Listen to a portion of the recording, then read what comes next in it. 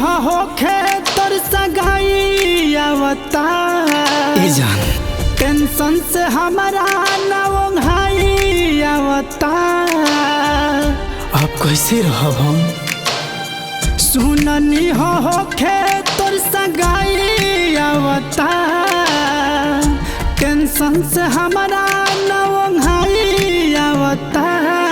ए जान हो खाली रोई आवता हो, ए जान हो खाली रोई आवता। ए जान का कहियो, अब हम कैसे रहब तारा बिना?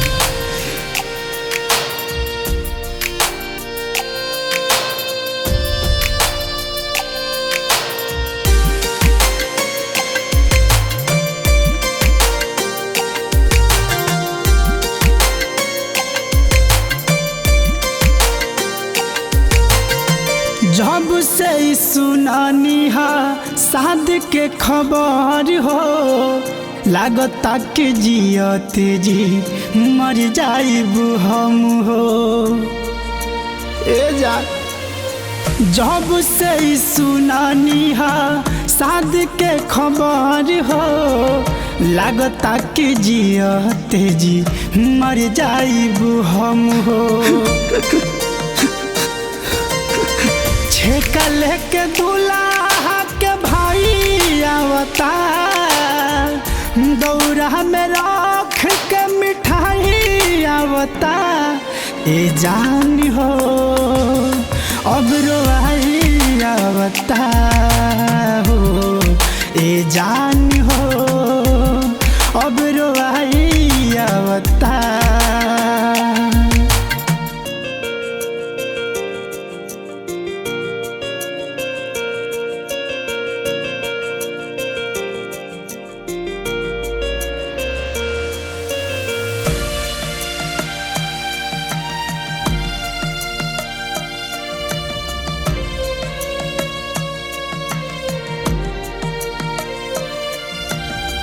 चल जइबू दोसारा के बन दुलहीन हो राइटर रविंदर कैसे रहे तोहरा बिहीन हो।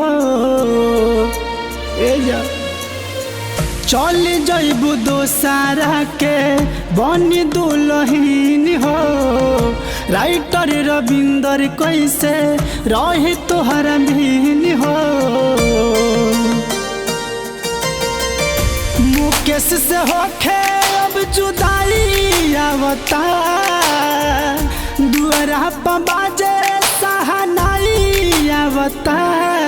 ए जान हो अब रोई आवता हो, ए जान